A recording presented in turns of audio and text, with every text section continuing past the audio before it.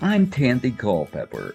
In this episode of The Hollywood Beat, I talk with the man behind Perspectives, an award-winning live-action short film that's qualified for the Oscars. Here's my interview with Aussie filmmaker Neer Shelter. Neer, thank you for speaking with me today. Pleasure to be here. You've got this short live action film called Perspectives, which is really thought-provoking and makes the viewer question how he or she feels about a certain situation. Your background informs this film to a certain extent. I was Yeah. reading about your bio, and it says that this is semi-autobiographical. In what way? Um, Originally, the events in the film happened to me, but I wanted to distance myself from the character so I can handle it objectively and deal with the character as a separate entity to myself. So I changed the identity of the character, but retained the basic circumstances under which it underwent. Wow. Um, well, we'll talk more about that. I want to, first of all, let's people watch the Oscars every year. It has a massive worldwide audience. And we know about live action shorts and animated shorts. But I think for a lot of people, uh, me included, uh, I've never really been conversant in what constitutes a short. So, can you tell our listeners and viewers exactly what a short is? Oh, sure. The way the Academy defines a motion picture, and I only know this because my short film Perspectives qualified for the Academy Awards this year. I had to read up on about all these definitions. The Academy describes a motion picture as a film made for theatrical release, whether that's long or short, falls under the definition of 40 minutes. So under 40 minutes and under is defined as, 39 minutes and under is defined as a short live action film. 40 minutes and over is defined as a feature length live action film. And the definition of live action versus animation comes down to the dominant medium. Is it animated or is it live action acquired with a camera and lenses versus produced in one of the animation forms? How does a film qualify to be considered for an Oscar nomination? For feature 40 minutes or over feature films, they would have to run for a minimum of 2 weeks, if memory serves, in Oh, it's 1 week. qualifying. I knew this in New York and LA, Yeah, but that's I the thing. but I'm talking about the short. How does that qualify? Shorts, you can theoretically pay to put you can hire theaters to play short films, but most short filmmakers like myself don't have the money for that. So we submit it to short film or film festivals around the world. There's about 100 to 120 film festivals around the world that have been vetted by the Academy for qualification. And if your short gets selected for playing at the film festival, it then needs to get nominated for an award that qualifies it. If it wins the award, then it qualifies for the Academy Awards. So it's a very long, lengthy, and tiring process from making the film to actually getting it qualified for the Academy Awards. Without it, just to get it qualified is a very, very long journey. So most of us short filmmakers sort of breathe a sigh of relief. We've qualified for the Academy Awards, because that's a huge step for a lot of us. This took you a while to complete because of the pandemic. How did that affect the timeline? The actual time it took to make the film was much longer than that. I actually started working on it 2011. So it was actually more than a decade in the making. Obviously, I wasn't working full time on it. It was on and off. But because it was an entirely independent production, all funded by my pocket, and with no sort of support from anywhere else, it just took a long time for me to get the budget up. I actually even set up a charity organization so I can offer people 100% tax deduction on any donations that come towards making a film. It was a matter of tracking down locations, and it was a lot of work. And then, then we shot in 2019. I was working from Australia with a producer in Israel on pre-production, casting, location, and bus rental, because it's a huge component of the film is it's on a bus, and that's not a cheap or easy location to get.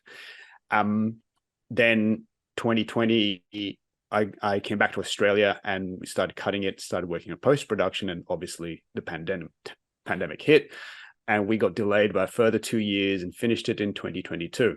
So it was just this massively long trek over a I have a decade. friend who lives in Sydney who's a novelist, and the pandemic and he also produces documentaries and a documentary series he had done and a feature, but the pandemic made it impossible for him to get back to the United States to work on the docuseries. And that's everybody's lives were kind of put on hold for that period of time. Yeah, it really was. It was. I distinctly remember during the pandemic standing by the news, trying to find out when is the lockdown kicking in? When is it coming out? And I had to drive to the sound designer to sit with him in the sound studio to get the sound right. And just before the lockdowns began, I had to then drive to my editor and sneak in and out of I had to sneak the colorist into, because wasn't allowed to travel at that point. And the colorist was able to sneak in from his suburb to my suburb, because I was able to build, because I've been working in the film industry, I was able to build a grading suite in my garage for him to work on. It was an insanely stressful time. I think it impacted most people. There's no one went unscathed. My friend David, who lives in Sydney, said it was easy to get out of Australia, but very difficult to get back in. Yeah. So, but the Australian government kept the numbers very low during that period, impressively, because here it was horrible. I don't know. I think we kept the numbers low in the beginning, but at some point, there's nothing you can really do. You can do stuff, what they've done, obviously the lockdown, the restriction of movements, but at some point a virus will move. We can't control an organism of that scale. We can't control it as well as we'd like to.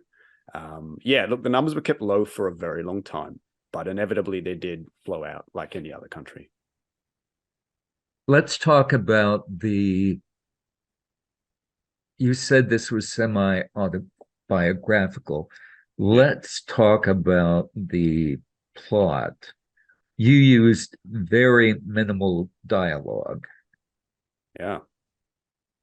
Originally, I wrote the script without any dialogue, in fact. And I wrote the script with dialogue, and then I stripped the dialogue out because I realized it wasn't necessary.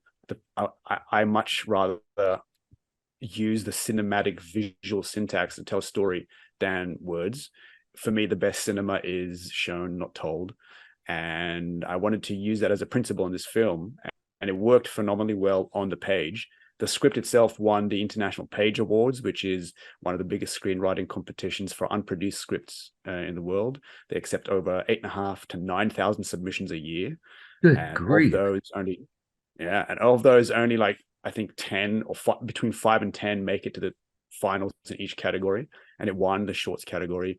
The script also won the Writers Guild of Australia Montmiller Award, which is the most prestigious award in Australia for unproduced scripts.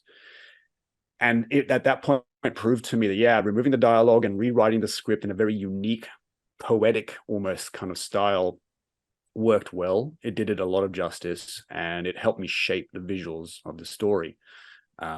Yeah, it's something that shaped how I write scripts moving forward. I've got literary management in the US looking after my feature and screenplays, Is and a that the lot of cartel? the cartel, yeah. And a lot of my feature screenplays have been heavily influenced by how I wrote this short film, because it's got a very unique style. How did you wind up hooking up with them? It was a bizarre roundabout process, but I submit every year. Every year I write 2 new screenplays and add them to my pile of unproduced work. There's a lot of it. And I submit those screenplays to screenwriting competitions. Page Awards is one of them. The other one is Final Draft's Big Break, which is, again, there's 4 major screenwriting awards: Final Draft, Big Break, Page Awards, the Austin Film Festival, and the Academy Nickel. And one year, I think it was 2 or 3 years ago, I think 5 of my screenplays made the top 5 finalists of the Final Draft Big Break screenwriting competition. Very All in one year. laudable.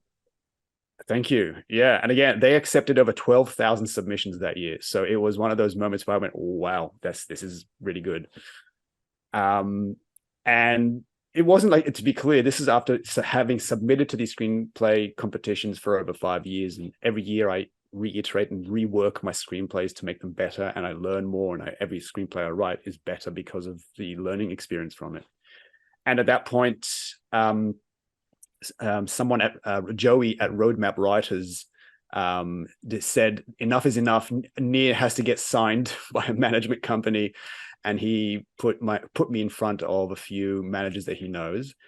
And yeah, and I was talking to 3 different managers at the same time who said they were interested. And I signed with a cartel. That's pretty much how it happened. That's really great. I know it has to be a feeling of validation when you have people bidding for your art. It's it's unusual because writers often don't get that. Writers are often the hidden and unseen creatives in the process, whereas actors and directors often get the limelight. So it was an unusual moment for me to be people talking to me as if I was an important creator, and it doesn't happen often. So yeah, it was quite validating, quite made me feel really, really good about myself. And up to that point, you're really on your own as a writer. You're working in a dark room. Well, you're working in a room alone writing, and there's no one else there. But then when somebody steps in and says, look, I think there's a future here, I want to work with you on your creative work, it really is a moment that helps you push forward. Because it's not that I didn't believe in myself beforehand. It just, like you said, validated all that hard work, saying, okay, there is actually a future here, potentially a future here. Somebody else, an objective outsider, sees that as well. So inevitably, yeah, it's good. It's good when it happens. Very good. So the title is Perspectives. Perspectives. Yeah. And reading about what defines that word as relates to your film, it's well, you explained that. The word perspectives effectively expresses the themes of the film. One of the reasons I think it won the St. Kilda Film Festival Best Film and Best Screenplay and qualified for the 2024 Academy Awards was perhaps because it didn't just show an event. It actually showed an event and expressed a theme underneath it via the actions. And that theme is you can't trust what you see online. It's simply put, you can't tell fact from fiction necessarily, because fact and fiction appear so similar. And that's one of the themes that I said Perspectives is trying to show. You have so many perspectives online, you have no idea which one of those is truthfully what's happening in the field, and you really have to be discerning about it. So you've got it's the POV of the young female soldier, but then you also have the man that she suspects of being a suicide bomber. And then you've got all these people live streaming it on their phones, which is a rather 360 view, as you say. How do you trust what you're seeing? Since October 7th, when the Hamas, I never am sure how to pronounce that, when they invaded Israel at that music festival, there had been, there was this moral outrage, and President Biden flew to Israel and more or less embraced Netanyahu.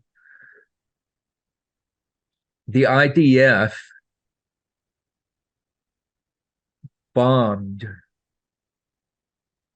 to smithereens most of Gaza. So you've got this horrific humanitarian crisis. And as this went on and on, I don't know if you're aware of the controversy going on college campuses here, especially at Harvard. And younger people have become more and more critical of the Biden administration. He finally, and this is weird because my brother, sister, and I, we get together here for lunch every Sunday, and we talk the hell out of politics. My sister has been bomb them until they get the hostages back. And we've been warning her that what actually came to pass would be that the Biden administration would take it on the chin. Well, suddenly, Kamala Harris was at the COP 28 gathering in, I don't know if it was in Dubai or the U.S. Anyway, it was somewhere in the Middle East. And she said quite firmly that the United States would not permit redrawing of boundaries of Gaza or forced evacuation of Gazans from the Gaza Strip. So it was pretty forceful rhetoric. Between last month and this month, Biden's approval rating of how he's handling that has gone up 9 points. And I think it's because of the sudden shift in tone. You have a unique perspective on this because you served in the IDF for 2 years. Right. 3, I beg your pardon. You said at the outset, before we began recording this, that you were not an expert on what's going on over there. But could you share your thoughts about the situation? And is this being discussed in Australia? I think most Western countries are discussing it. I think it's a front and center news piece for a lot of news outlets in a lot of countries. And I think the question should be asked, why? Why is this particular event so front and center and so prevalent on so many news outlets when there are other events and other wars happening at the same time that are seeing far greater death tolls, far greater devastation that's happening at the same time, but not Oh, being reported? Ukraine. It's terrible. Ukraine, Yemen, Sudan, Syria, there's a lot of things happening. Those, we forget about all of that. It's kind Yeah, of out of sight, out of mind. pretty much. So I suppose what I'm getting at is there's two wars being fought. One currently on the ground between Israelis and Palestinians.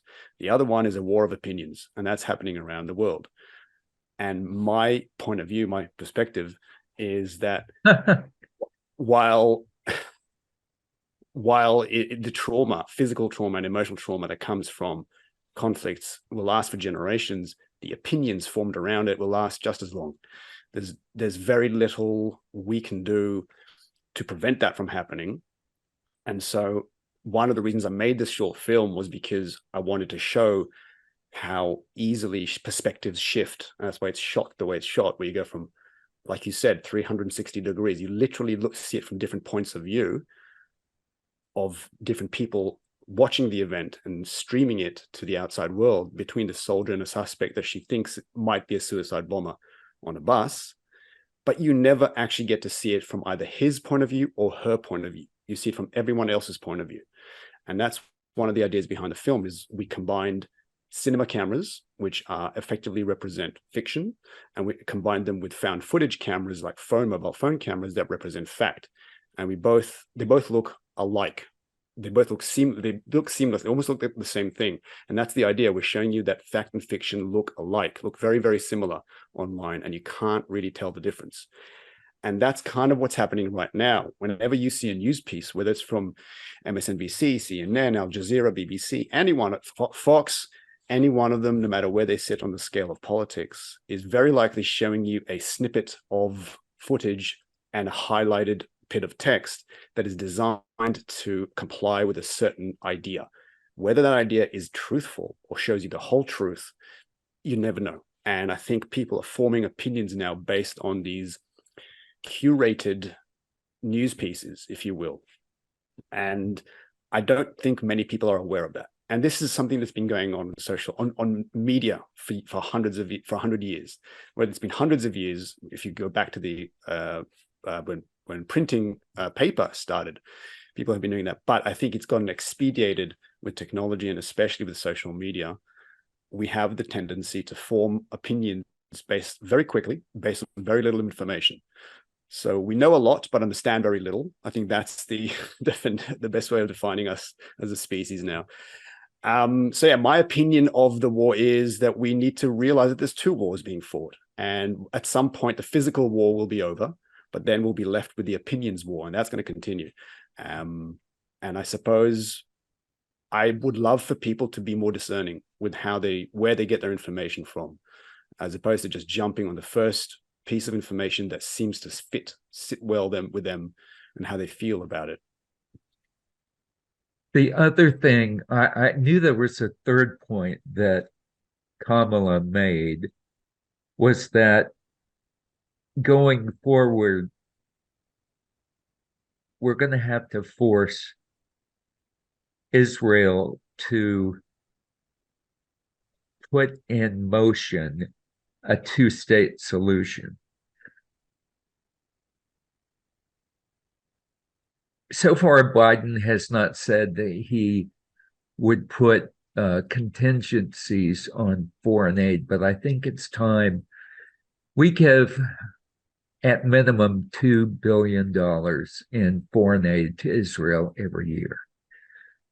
And I think there need to be strings attached now.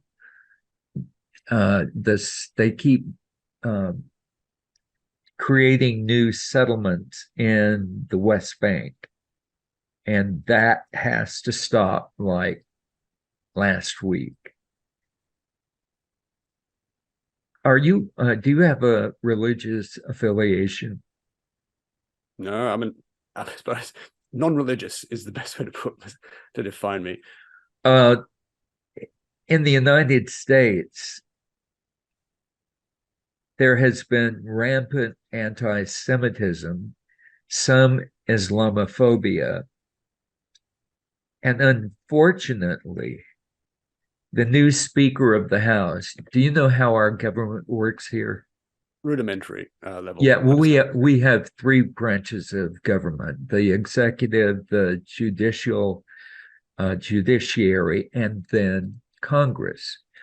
The new Speaker of the House, who is second in line to the presidency, is a Christian nationalist.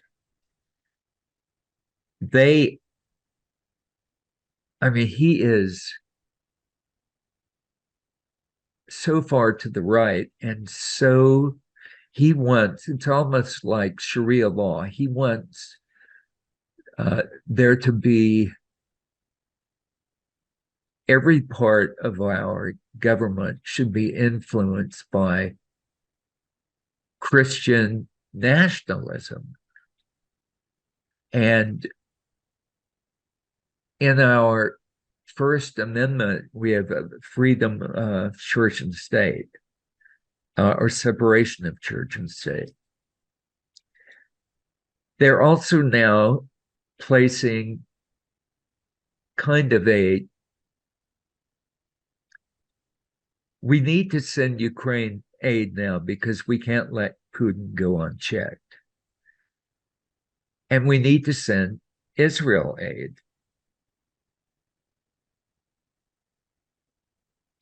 They're all hung up on what's going on at the border. I don't give a damn about what's going on at the southern border. As long as they cut down on drugs, the drug cartels coming in.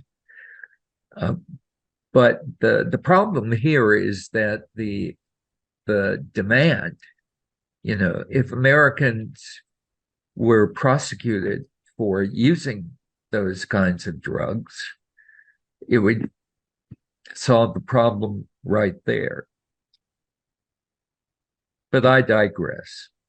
When will you find out whether your film has been shortlisted for a nomination? We find out later this month in December. Really? Yeah. I think the voting for the shortlist is opened and Academy members are voting as we speak. So it's a bit tense, I suppose, because it's a big, how shall I put it? It's like a very big step forward for a filmmaker or a writer or a director, whatever you want to define filmmakers as.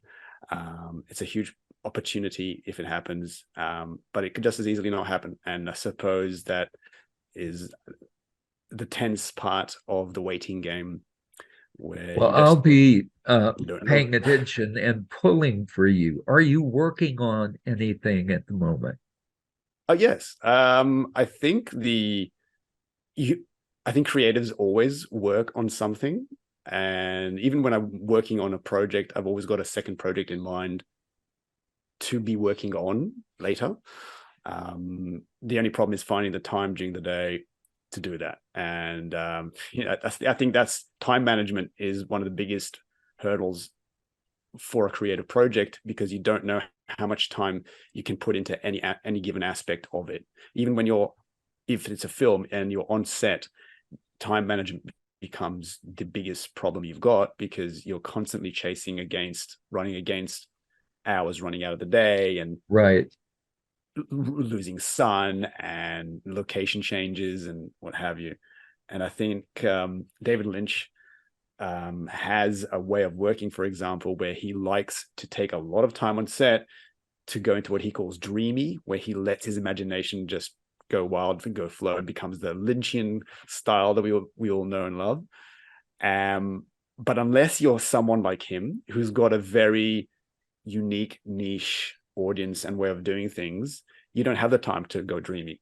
You have to stick to a schedule, and that applies during the writing process, during the development process, pre-production, production. It's just so time management, like I said, is the biggest hurdle. So right now I've got another feature script that I'm polishing off, final stages of the writing process for that, and another feature script that I'm going to start writing shortly. And both of these feature scripts are sort of aimed at the 5 million and under budget range, to make it very producible, if you will, and things that they're genres and subject matter that often finds an audience that has like built-in quote unquote audience. Like horror genres have a very specific audience that it's a staple. There'll always be an audience for horror. So that's one of the scripts I'm writing, and the other one I'm writing is a family drama, martial arts family drama. So it's got a very niche audience, but when you write for those niche audiences, you know those audiences are actually there. You've been involved in martial arts. I have, yes. I've been studying martial arts most of my life. Started very, very young, around the age of 8. Studied in over 12 schools, but predominantly studied Jido Kwan, which is an ancient Korean martial art, the traditional predecessor to Taekwondo. And that I'm a 3rd Dan black belt in that. So I've drawn on a lot of the martial arts background for this particular script, of course. Very impressive. Is there anything that we haven't touched upon that you would like to now? I don't know. Well, let me ask this. Yeah. What would you like viewers of Perspectives to come away with? Wow, that is an excellent question. I think any creative that produces a creative work of some sort wants to elicit emotion in their audience. So that's obviously, I would like people to be moved by it. But secondarily to that, I would love people to walk away from that going, wow, okay, my opinions at the end there were immediate and obvious, but why did I reach those opinions? And I think that's the whole point behind the film. It's supposed to make you question what people have. Opinions. People have a lot of heated opinions about subjects. I've got friends of mine who are educated, smart, wonderful people, but they've got very clear and strong opinions about the Israeli-Palestinian conflict, for example. The problem is that they don't know much about it, and nor should they. Like, it's not in the purview. It's not something that's front and center in their, in their vision, and they don't need to necessarily be informed about it. Yet they have very strong opinions. And the question is, if you don't know much about a subject, why did you form such strong opinions about it? And it's that question that I think I like people to walk away from the film asking themselves, why was I so opinionated about something that I don't know much about? And we all come to anything like the Israeli situation with pre-ingrained biases, and you have to be open to dialogue. Yeah, absolutely. I think that is an excellent point. I think people need to harbor an element of doubt. You need to have a healthy amount of doubt in all your views, because if you have no doubt and you're completely 100% convinced that what you think is correct and right, you will never learn. You won't change. You won't take in new information. But if you have just that correct, healthy amount of doubt, you'll ask questions, and you may be open to new ideas and new information that comes to view after you have already formed your opinion. And I don't know if people are being taught or people learning to have elements of doubt in their minds today. I think people are very definitive in the way they believe things. It's this way or no way. It's 100% this thing that I think, and nothing else can be right. So yeah, I think that's one of the dangers of forming opinions too quickly and not questioning how your opinions were formed. Effectively, perspectives is about it's not about the Israeli-Palestinian conflict. It's not about religion. It's not about politics. It's about how our opinions are formed around these subjects. That's really, in essence, what this film is about. And kind of like, I think that's the reason why I was nominated for an Australian Directors Guild Award for it as well, by the way. And it premiered at Flickerfest, which is another Academy Award qualifying and BAFTA qualifying film festival. And I'd like to think the reason it received these accolades is because people watch it and on a subconscious level take away from it these ideas that I'm trying to push through it, not just an engaging story, which is kind of like the front and center, but the subsequent ideas that come from it, which is, you know what, I may need to rethink how I reach certain opinions. And on that note, we'll end our chat today. Neer, thank you so much for joining me. My pleasure. Thanks for having me.